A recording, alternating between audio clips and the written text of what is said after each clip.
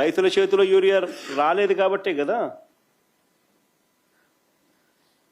ఈ పరిస్థితి ఎందుకు వచ్చింది రాష్ట్రంలో.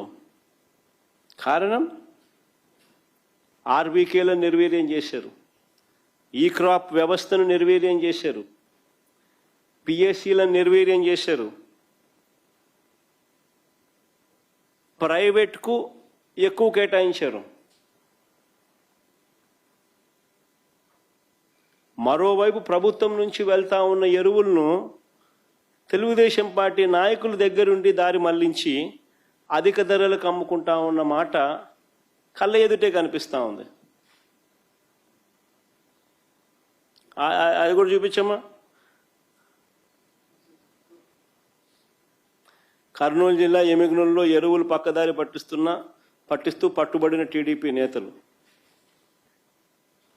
పల్నాడు జిల్లా దాచేపల్లి 165 బస్తాల ఎరువులు అక్రమంగా తరలిస్తూ పోలీసులకు చిక్కిన టీడీపీ నేతలు. యూరియా పంపిణీలో టీడీపీ నేతల అరాచకం. 70 టన్నుల యూరియా మాయం. నంద్యాల జిల్లాలో డోన్లో. అంటే ఒకవైపున ప్రభుత్వం నుంచి వెళ్ళిన యూరియా అంతా కూడా ఎరువులన్నీ కూడా టీడీపీ నాయకులు దారి మళ్లించి అధిక ధరలకు అమ్ముకుంటా ఉన్న పరిస్థితి.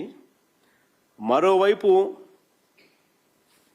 వీరు అధికంగా కేటాయించిన ఎరువులు, ప్రైవేట్కి ఏదైతే వీళ్ళు అధికంగా కేటాయించిన ఎరువులు ఏదైతే ఉన్నాయో వాళ్ళు దాన్ని బ్లాక్ చేసి బస్తా ఏకంగా 267 రూపాయలు బస్తా యూరియా ఉంటే దానికన్నా 200 రూపాయలు అధికంగా, 250 రూపాయలు అధికంగా దాన్ని బ్లాక్ చేసి స్కేర్సిటీ క్రియేట్ చేసి బ్లాక్లో అమ్ముతా ఉన్న పరిస్థితి.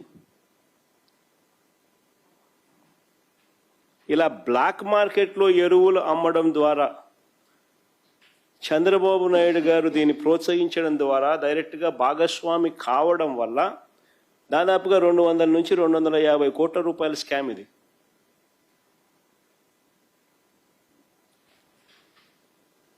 రైతులను పీడించి స్కాములు చేసి కింద నుంచి పైదాకా అందరూ పంచుకున్నారు.